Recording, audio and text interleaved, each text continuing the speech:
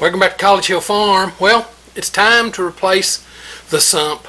I did a video about cleaning it out and getting everything going, but the truth is this sump was, I think it's 22 years old, and it's time to replace it. So it's not rocket science. Okay, I'm going to show you how to do it. It's just simple. Here's a sump on a heat pump. Okay, you see it right here? This is the sump pump. All I'm going to do is start off by pulling this up out like that. Okay, and that will allow me to do other stuff.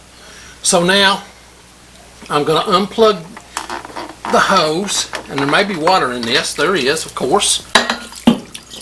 And I'm going to let it run right into that jug. Unplug the sump. Okay, so the water's run out of there now. It'll sit there and drip for a minute. And in case there was water, I brought a couple of old socks to just dry it up. That way I'm not having to deal with laying around in water. Now, what they've done to this old sump is they've glued it down with silicone. And that's exactly what I'm going to do with the new sump. I'm just going to use pure silicone. So all I have to do now is to get this sump up. So I'm going to see if I can just drive it up using a heavy-duty screwdriver. What do I do with my screwdriver? There it is. A heavy-duty screwdriver. And see if I can pry this old sump out.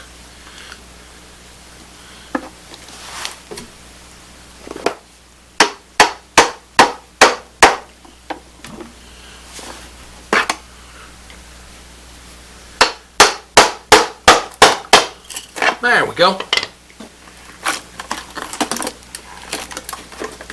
There. There's the old sump.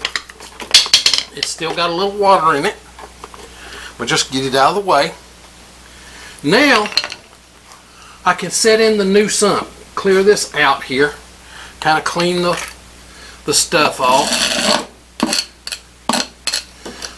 The reason they put the silicone on there is so that the sump can do what it needs to do. But before I do that,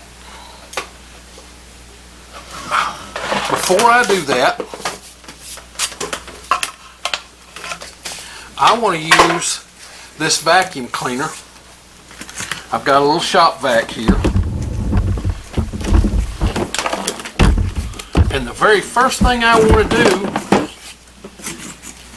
is suck any water out of this drain. The drain will be full of all kinds of gunk, and by sucking it out, you'll take care of 90% of the gunk that you're going to get out of it, out of that drain pipe. Oh, let's see what we got here. Come on, hose, cord.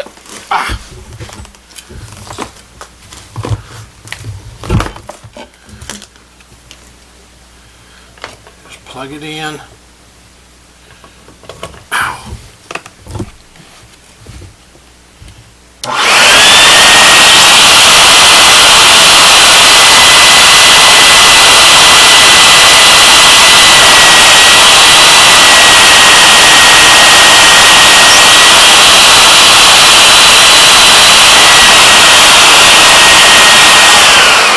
And that's it.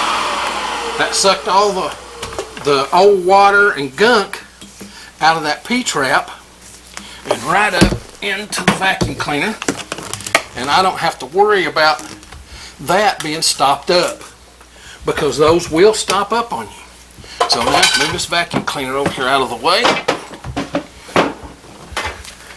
Now we can get the new sump. Now what I bought was a Drummond at Harbor Freight. Let me get it out of here. It's never been opened. I bought it last year, and I just haven't had the time to fool with it. But it's getting hot weather. I have to make the time. Well, come open. I hate it when they're that way. Get my knife, just cut it open.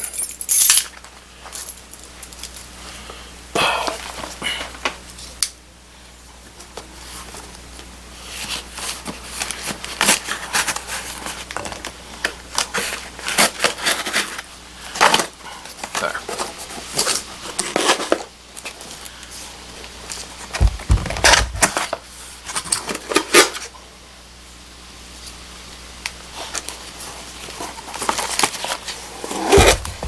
It's got instructions. No, man, don't never read them. You probably should. Okay, that may be a bad thing if I say that, but it's just what we do. Oh.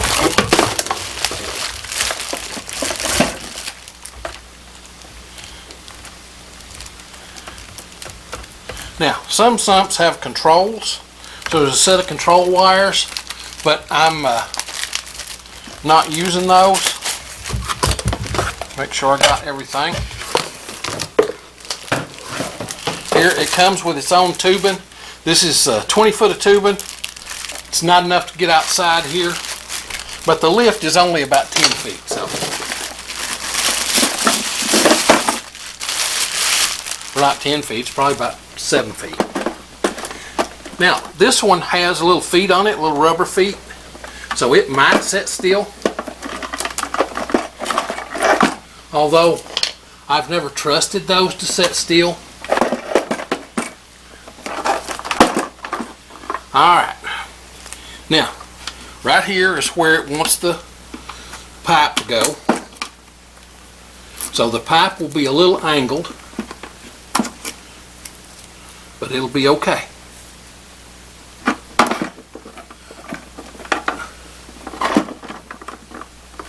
I don't know, I might want to do that this way. Turn the sump around.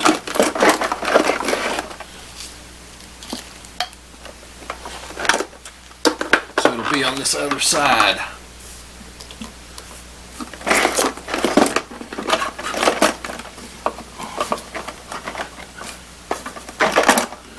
There we go. That makes it so that the pipe is nice and against the thing. Now, this hose, if you look, it's a little short.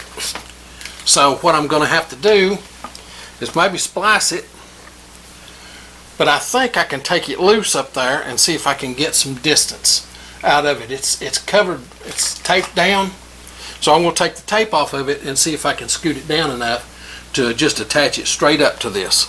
So I'll come back to you after I've taken this loose and see if I can do that. Okay, I just pulled it around to the other side of the furnace and used the same tape and just taped it back down. It'll be just fine. So I'm going to take a hose clamp and put it on here and just push this down on. Now the other one didn't even have a hose clamp on it, and to be honest, this hose clamp is not going to hold much. I'm going to tighten it up here on it. Just using the, well, maybe I can't use a pocket knife for that.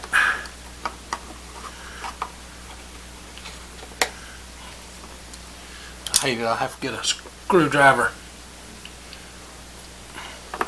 Okay, anyway, it'll be okay. Now, what happens now is when a heat pump, in the summertime, a heat pump sucks the heat out of your house and sends it out. In the wintertime, it, and I need to do something with these too.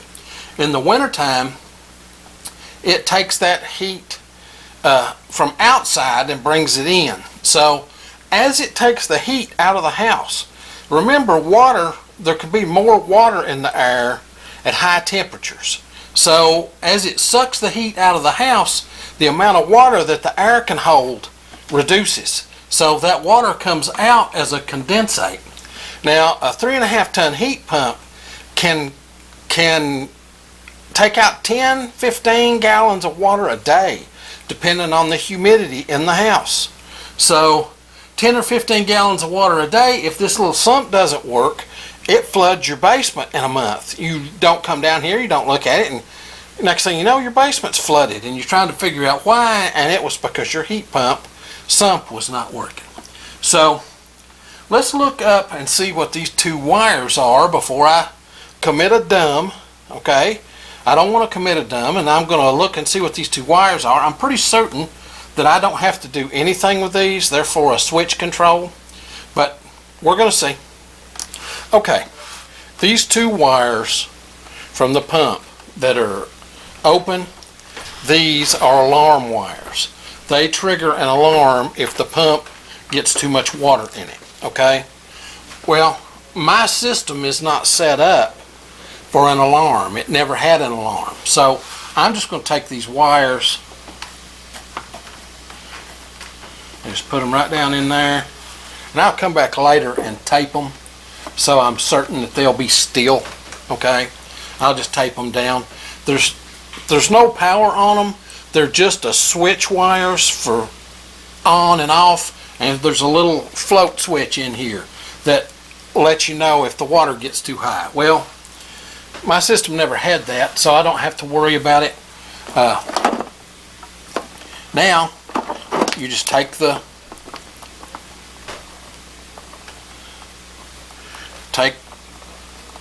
plug in. Well, if you can get the wires to cooperate, which way do they turn?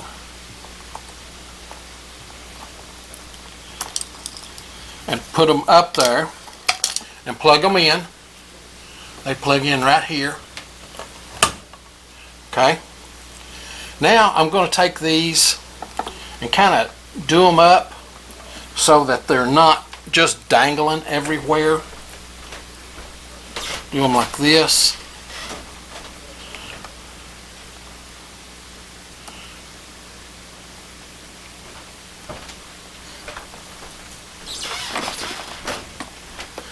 And now I have a working sump.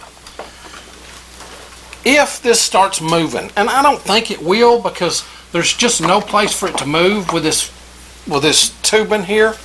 So if it starts moving, I'll come back and put a little silicone under it. And yeah, I wound up reading the directions anyway. Okay, that's always in the middle of something where you read them. But I've still got to tighten this hose clamp. But other than that, it's ready to go, and it should pump the water out. I may test it in a little bit, but I kind of doubt it. I'll probably just turn the air conditioner on and wait till I hear it kick on. Now, if you like this stuff, this homestead and do-it-yourself kind of thing, be certain to come on out to the channel and subscribe. I probably saved myself somewhere in the neighborhood of $200 to $250 doing this myself. And you saw how hard it is. It's commonsensical stuff, okay? You can do this. So, if you like it, come on out to the channel. We do this stuff every week, sometimes once on 5 videos.